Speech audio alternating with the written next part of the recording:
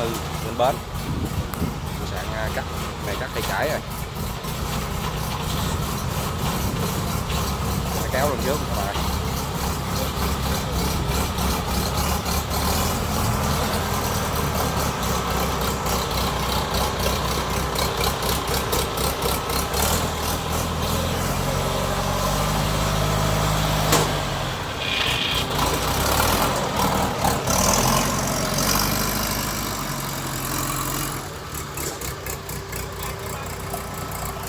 Bến cao quá.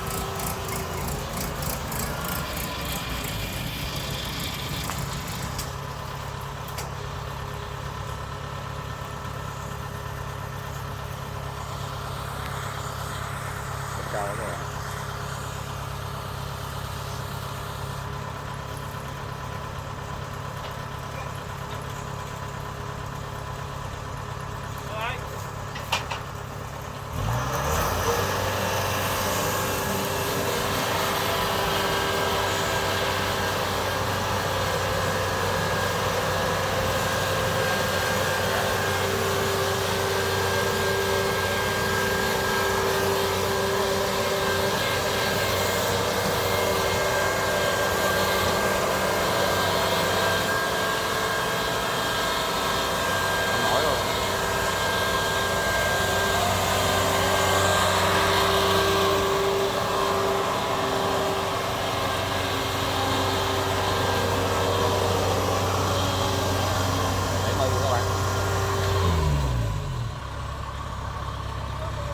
Xe hơi.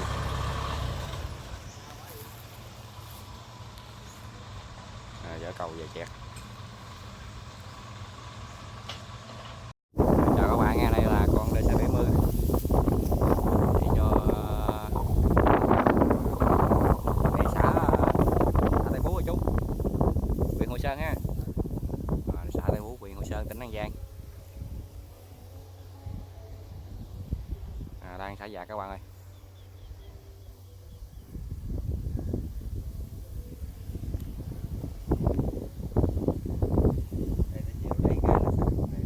Này nhiêu công chút? 8 công. Lấy nhiều dữ rồi. Nó chạy nhanh mà.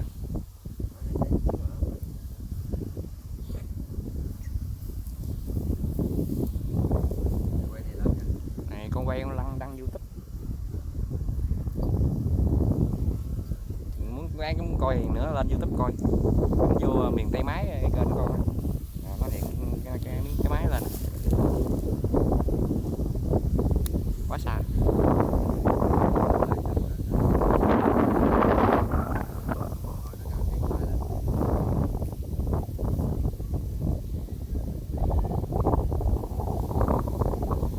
Hôm nay đất Khu Gan chạy đã ha. Này giống gì chú? Nhiêu? Giá nhiêu? Giá nhiêu? Giống thì có giá gì?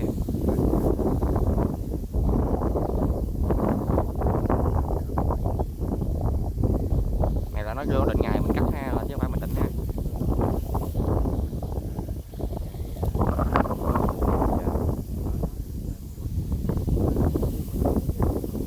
Có bỏ cọc cho mình gì không?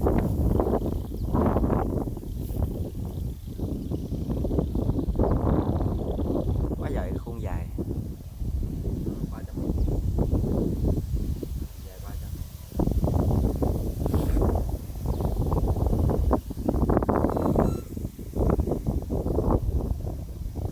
Vô các bạn ơi.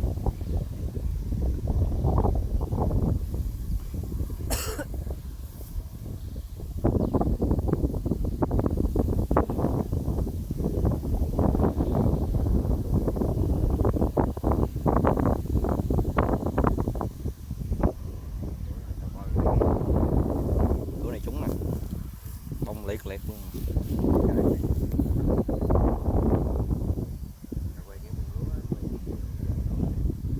Chút chạy vô. Ở thời xa. Kênh con được 800 mấy người. Mới làm 2 tháng mấy nay.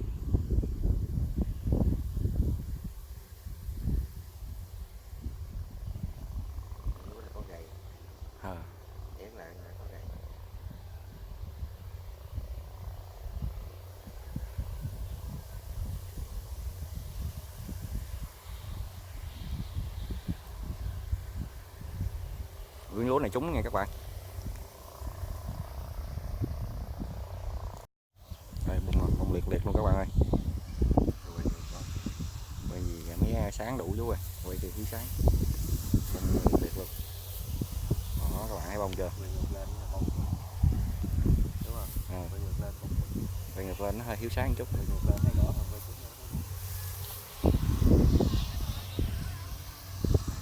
Chú này trúng. Đây chú ruộng đây. Chào con ơi, chú ruộng ơi. Chú ruộng đó các bạn. Rồi quay cắt các bạn ơi.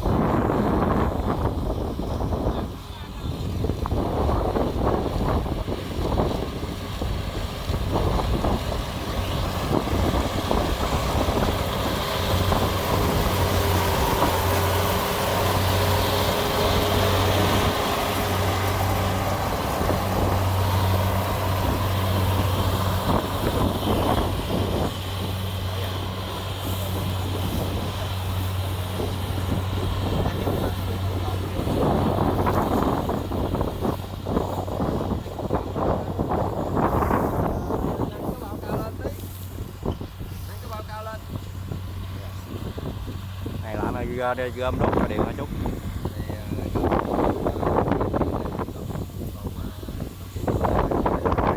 Hốt ha, nó hốt ha.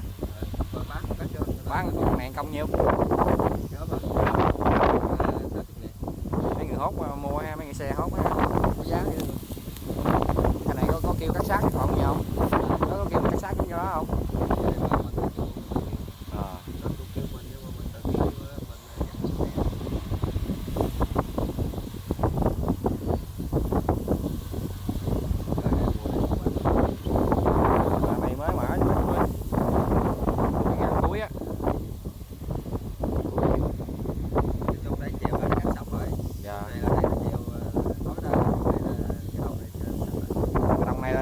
Đây tới ngày mai là hết luôn hả? Dữ trời, má đồ cắt dữ vậy, bữa nay cũng dữ cắt rồi vậy đó. Vậy ha.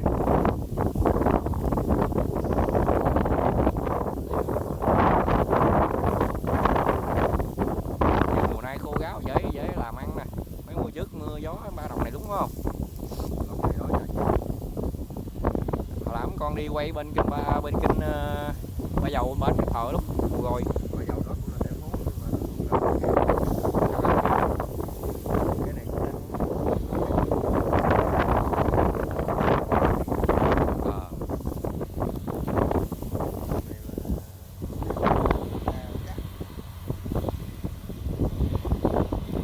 Này mình bơm nước của người ta là ăn công nhiêu mùa này chú?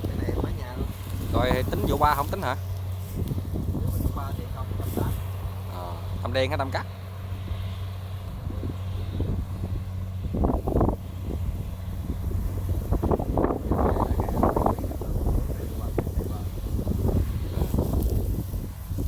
Máy chạy nhanh, máy này có lên đồ chạy nhanh quá nè.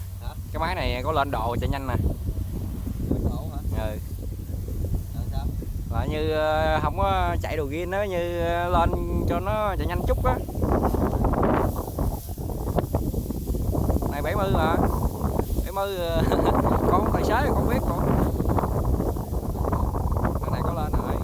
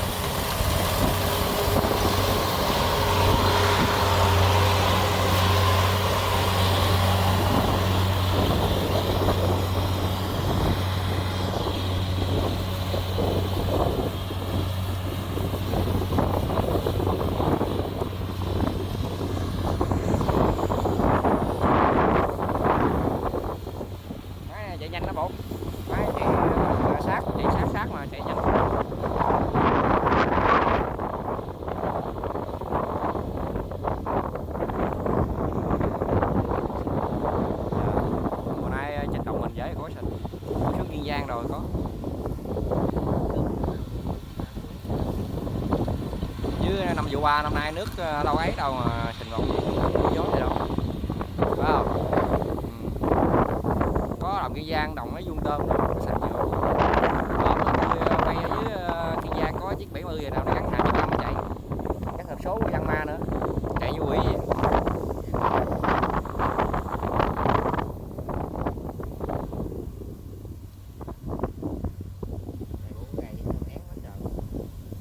Miếng này cái quay hôm nay.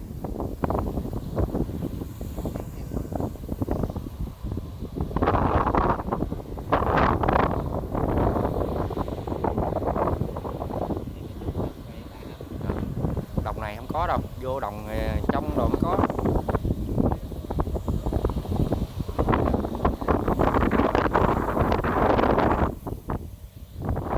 Không chuột gì nhiêu đâu, đồng này dưới cái này mới mở mà mấy miếng này mới mở kẻ giữa mà chuột bọng gì đâu.